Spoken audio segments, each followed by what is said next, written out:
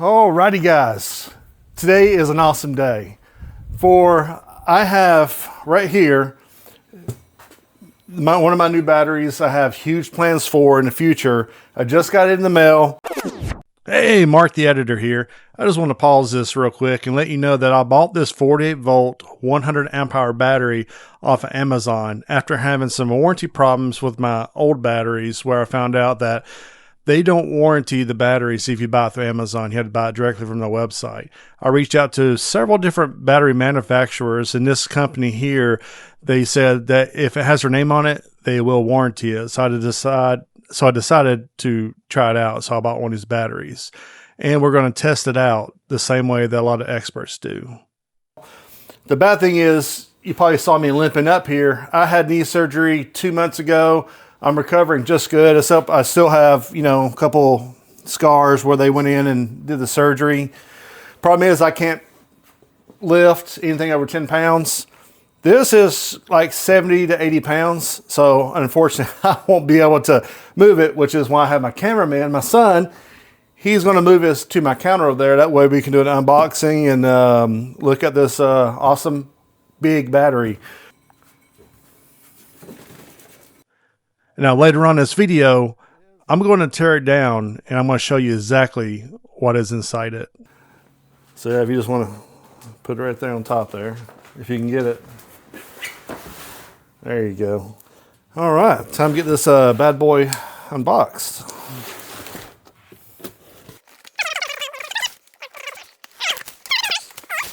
So this is one big battery versus a lot of 12 volt batteries. Like I now have four 12.8 volt batteries and series to equal 48 volts. So this right here is just one big battery. You can use it for many different things. A lot of people use it for a golf cart. You can also use it for a solar system, a solar setup. But as you can see, it's just one 80-pound battery. So let me change to be the cameraman. Packaging really don't matter. The real question is if it actually delivers on its rated capacity. And just pick it up and off, and I'll drop the box down. There you go. So a couple things I like about this. First of all, 5-year warranty. I actually emailed this company and they actually responded back and they said they do support if you buy it through Amazon or any other vendors. If it has their name on it, they will support the warranty. I know with my other ones, they said you had to buy the battery directly from them, not through Amazon, not through Temu and things like that. But this right here, I've already verified they will support the warranty if you buy it through Amazon. So one thing I noticed about the other batteries is each battery has its own BMS, battery management system. So each battery has a BMS. And I think what the problem is there's too many, micromanagers. So like one might start messing up and that will mess all of them up because basically you have each battery has 4 cells in it. So 4 cells are controlled by BMS, 4 cells by different ones, so on and so on. Just one cell messes up, it pretty much, the BMSs aren't talking to each other. There's no open communications. It just kind of shuts down. So what I'm going to do now is I'm going to go to one big battery that has 16 cells with one BMS. And now this one also does the Bluetooth, the app, and things like that. Where you can actually see individual cells. I like that a lot. And as you see, this is a golf cart battery, but you can use this for a solar power setup. Do C2 charge. And if you're wondering, if you hear people say, C2 charge rate, C1 charge rate, basically C equals charge. This is a 100 amp hour battery. So if it's a C1 battery, it can only do 100 amp hours discharge. But now since this is a C2 battery, this could do 200 amp hours. So 200 amps discharge. Of course, when they send it out to you, it's always about 50% state of charge. This ain't gonna tell me what the charge, state of charge is. I just want to, make sure that, it's not a dead battery on. So 52.69. This is about 50% charged battery. So I am also going to do a capacity test on this battery, but I'm not going to do it yet because I want to send it through a couple of charge cycles, fully charged, discharged, at least about 2 times to make sure that all the cells get balanced. So I'm going to hook this up to my setup and get it charged up, and I'm going to let it discharge and do it a couple times, and I'll be back to do a full capacity test to see if I get the full 5,120 watt hours out of a 100 amp hour battery. Now this is where a lot of Amazon batteries fail. Today's the day. I've already done 3 full cycles on this new battery of mine, and today I am going to start the capacity test. I got my capacity tester right here, fixing to get this thing all hooked up on my battery system. So let me go and put the phone down, that way you can see what I'm doing. So I'm going to put my capacity tester just right here on top. The black will go, of course, to the black. The red to the red. Make sure all these knobs are both in the off position, because when I plug it up, I don't want it to, start the capacity test quite yet, because I want to set some parameters. I'm going to hold down this button right here. I see right now I was testing something earlier, so I'm just going to hold down the button to reset all the timers back to 0. And let me just click through here to see what settings I have. That's good. The BMS will take care of that. I gotta make sure I can't go over 150 watts. So right now it's at 63 watts. I should be able to get the 3 amps.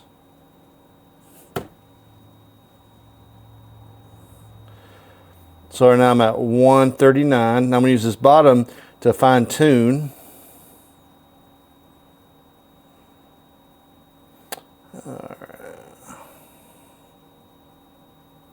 So I got 149 to 150 watts coming out. I just want to make sure I don't go over.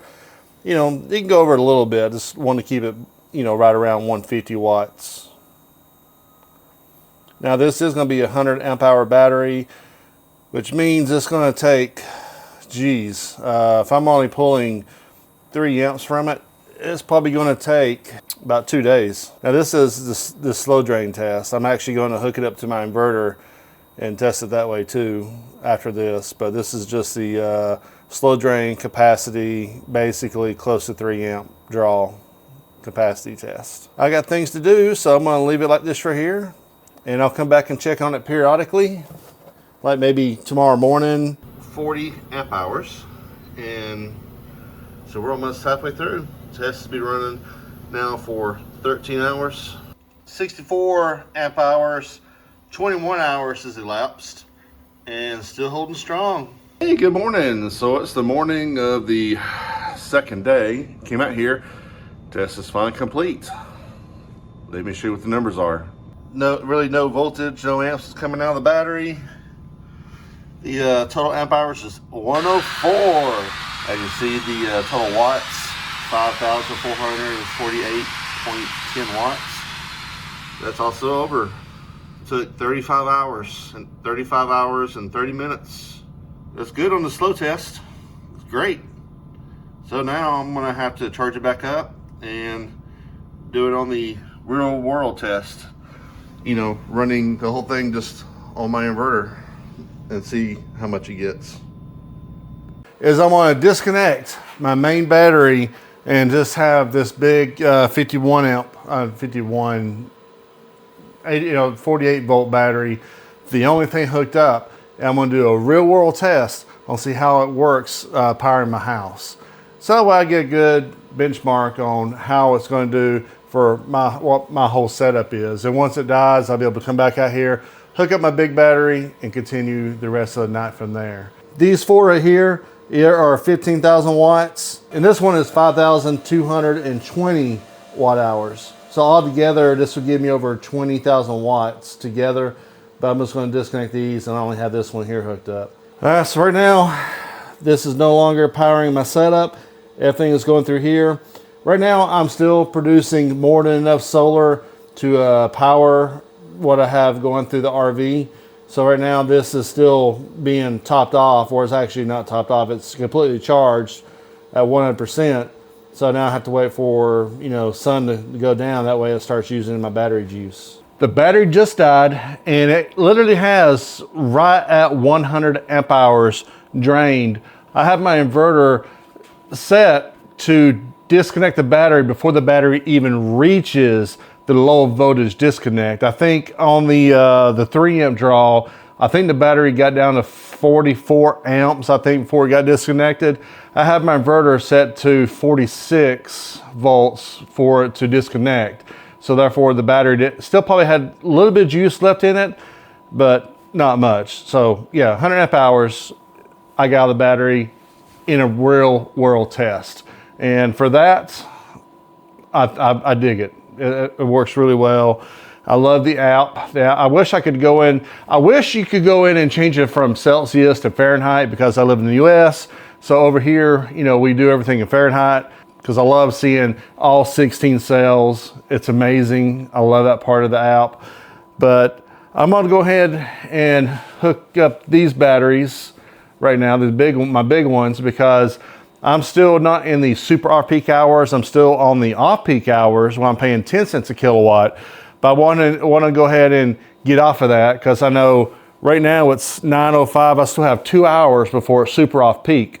Okay, so let's speed this up about 10x, because it's going to take a few minutes to break into this case right here. So my first strategy is to get the end of the battery and pry up by using the handles. And I'm kind of making a little progress, but I don't really make progress until I start working on the side of the battery, because I found out there's actually 3 tabs, 3 on one side, 3 on the other side. And here's the final, when I finally get it pulled up. I gotta be careful, because you got some battery cables in there, and I didn't know how much play or how much slack was left in it. Now these wires are actually 6-gauge wires, and they were rated at 200 degrees Celsius. So the jacket is really good. These are some high quality wires. So you got 3 for the negative and 3 for the positive. And as you can see, the red wires also has the same jacket coating, still 200 degrees Celsius.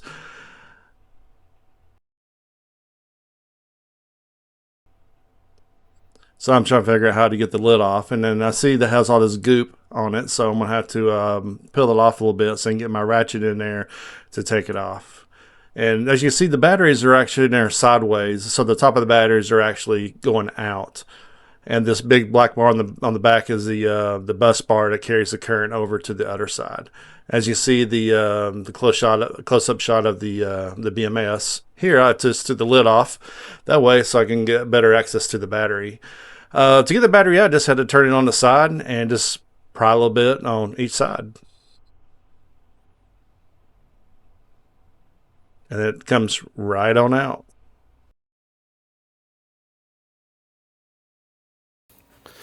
And let's take a look at the big battery. As you can see, you do have goop on every single connections. On the side right here, as you can see, you got the welded bus bars, and they are the ones that expand. So they do have the little ridge there to allow for expansion. Every single weld, I looked at them, looks good. All these bus bars, none are bent. The balance sleeves has a machine screw with some goop around it to help prevent everything from backing off, make sure it has good connection. Let me go and zoom the camera out a little bit. And in between each battery cell is a fiber board between each cell. And around this whole side right here actually has a piece of fiber or plastic that's banded together to hold the cells nice and tight. So basically this bar connects these 2 packs on this side, and over here, this just gets connected to the case right there. So it is 2 different packs that are connected together. It has a 6-gauge wire with 200 degrees Celsius outer sheaths. And this is the Bluetooth connector board that connects to the BMS right here. This one right here is what that little battery lead goes to. That connects right there. Then it also connects to the ground, and also connects to the positive over here. All the wires are all nice and neat. Even has the plastic sheathing to prevent any kind of chafing and things like that. Looking at the hot and cold sensors, they're actually mounted to the actual cell. So you got 4 of them total. You got one here, one here. Let me zoom out. And here's where it connects the cold and hot and cold temperature sensors right here. And the other 2 are right here underneath the Bluetooth sensor and right here. So one good thing is they're actually glued directly to the cell, and they have tape on them as extra measures. So that's one cool thing about it. Now, I was having a problem trying to find I got the QR codes to read, but they wouldn't pull up any information about the manufacturer. So that was one problem that I've had so far with that. Well, I think now I want to put it back in the battery case. Well, let me manhandle this battery back into the case. Yeah. So some final thoughts about this 48 volt battery, 51.2 nominal voltage, 100 amp hour battery, which is of course a C2 charge rate. So this actually will do 200 amp hours, as you already told you in the video, but hey, this is just a quick overview. Now for the price you pay for this here, I believe it's really, really good, because right now on Amazon it's $678, but you also get the charger, the battery, and you can get the little monitor with. I didn't want the monitor because this is going to be for my solar power setup, so I chose not to get the monitor. But for the battery and the charger, that's a pretty darn good price, because it's an 18 amp 58 volt charger. So this will charge us up 5 hours, maybe 5.2 hours to fully charge, empty to full on the battery. And of course, the biggest thing I really liked about this company was I reached out to the company. They actually responded to me. Unlike some other battery companies, the Ye-Gulch, where if you buy the battery from Amazon, they don't warranty it. So I just kind of got all 4 of my batteries, pulled out the cells, made my own battery. And this one thing I like about this right here is, instead of getting 4 of these to equal 48 volts, you just buy 1 battery for a 48 volt system. And it has 1 BMS versus having 4 BMSs. So that's one thing I like, is these people, if it has their name on it, they said in the email that they will warranty it. Basically, I had 1 bad BMS. That wasn't bad. Couldn't get hold of the company. This company so far, I was able to get hold of and talk to, and they said yes, that they will warranty it if you buy it from Amazon. That's one thing I had to make sure that when I bought it, it would be warranted, and it is. Do I think it's a good deal? Yeah, for the price what you get, to me, this is a good deal. And I hope you guys have a good day, and I'll talk to you later.